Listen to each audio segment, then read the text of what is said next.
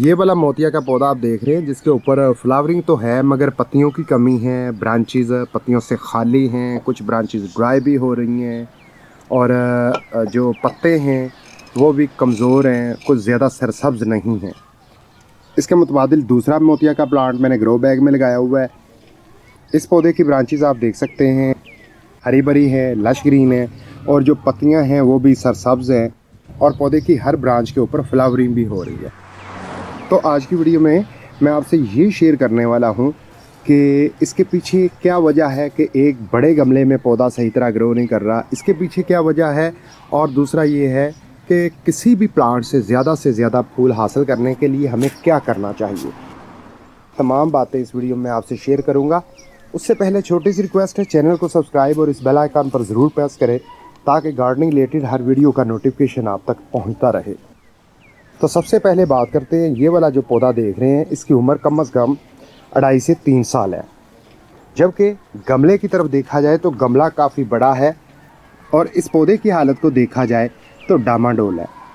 इस पौधे की हालत देखी जाए तो बेहतर हालत है, पत्तियां हरी भरी हैं, ब्रांचेस हरी भरी हैं। जिस तरह इस पौधे की केयर की जाती है बिल्कुल एग्जैक्ट सेम इसी पौधे की भी इसी तरह केयर की जाती है।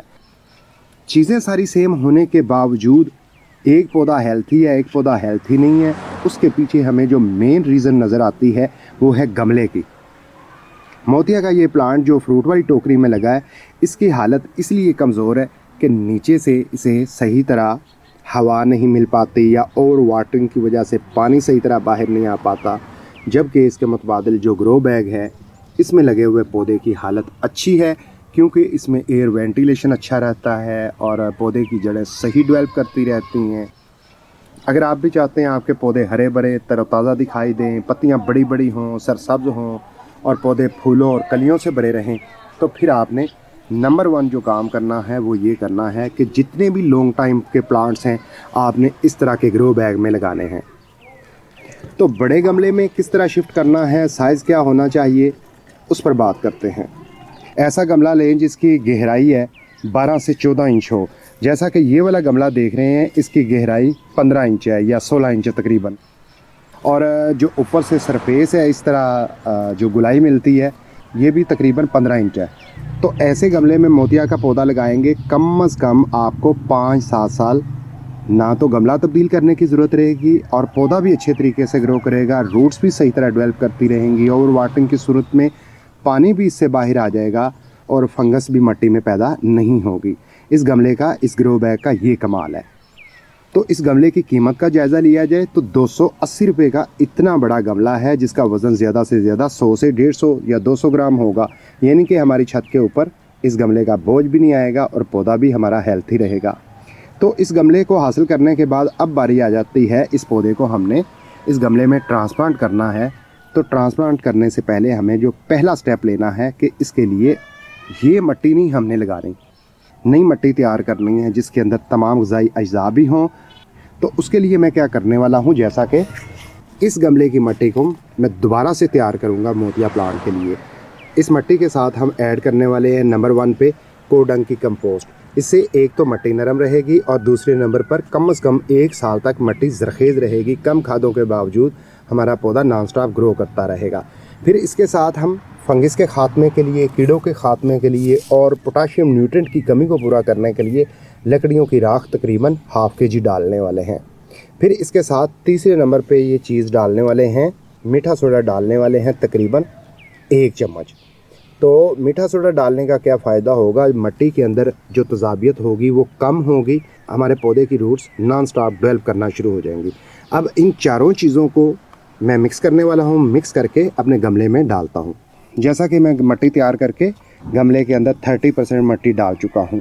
अब हमने क्या करना है, इस पौधे को बड़े गमले में ट्रांसप्लांट करना है। इस तरीके से आपने पौधे को बाहर निकालना है कि मेन ब्रांच के नीचे जो मिट्टी है ये नहीं उखड़नी चाहिए।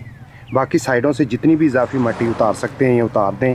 ये जो पुरानी जड़ें नज़र आ रही हैं इसे भी कैंची की मदद से काट सकते हैं। तो अब क्या करना है, मेन स्टेम से यहाँ से पकड़ेंगे हम और गमले के अंदर रख देंगे। इस तरीके से जो रूट बॉल है बैलेंस में रख के साइडों पे तैयार करदा दोबारा मट्टी डाल देनी है। मट्टी इतनी डालनी है कि गमले का 70-80% बनना चाहिए। यहाँ तक ऊपर तक मट्टी नहीं आनी चाहिए, बल्कि यहाँ तक मट्टी आनी चाहिए, इससे ज़्यादा मट्टी नहीं डालनी।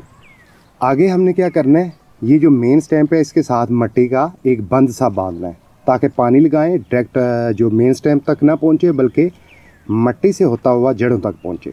दूसरा ये है कि थोड़ी सी मट्टी गमले की साइडों पे लगा दें। आगे जिन बातों का ख्याल रखना है, नंबर 1, आपने तब तक किसी खाद का इस्तेमाल नहीं करना जब तक पौधे के ऊपर नई ब्रांचेज़ और पत्तियां नहीं बनती और नई घोंपलें नहीं बनती, तब तक आपने किसी किस्म की खाद का इस्तेमाल नहीं करना। सेकंड नंबर पर आप देख सकते हैं कि पौधे के नीचे वाले हिस्से में वाइट फ्लाइज हमें बैठे हुए नज़र आ रहे हैं, ब्रीक ब्रीक रेशे। तो इसके ऊपर हमने कीड़े मार स्प्रे करना है। 4-5 दिन छोड़ के फिर आप फंगस के खात्मे के लिए, खुश्क ब्रांचेस को हरा भरा करने के लिए फंजीसाइड स्प्रे का इस्तेमाल कर सकते हैं। तो बाकी जब तक गर्मी है आपने पानी का इस्तेमाल बहुत ज़्यादा करना है, तेज़ धूप से बचाना है। वीडियो के आगाज़ में मैंने आपसे शेयर किया था कि वो भी आपसे शेयर करूंगा कि कौन सा आपने स्प्रे करना है जिससे पत्तियां कम होंगी, पौधे के ऊपर फूल कलियां ज़्यादा होंगी। ये 10 ml का ड्रॉपर है।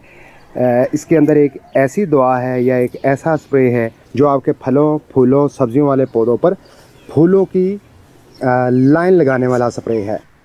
इसके इस्तेमाल का तरीका ये है कि जब किसी भी पौधे के ऊपर फ्लावरिंग शुरू हो तो आपने 1 लीटर पानी के अंदर सिर्फ 1 ड्रॉप 1 लीटर पानी में डाल के पौधे के ऊपर शावर करना है। फिर आप देखेंगे पत्तियां कम पड़ जाएंगी, फूल ज़्यादा होंगे, जो फूल निकलेंगे वो भी बड़े बड़े होंगे, खुशबूदार होंगे।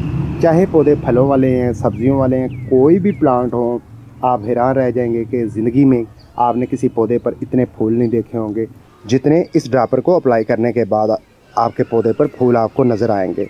बाकी रहा मोतिया प्लांट के लिए बेहतरीन खादों के हवाले से, वो मैं अगली वीडियो में शेयर करूँगा।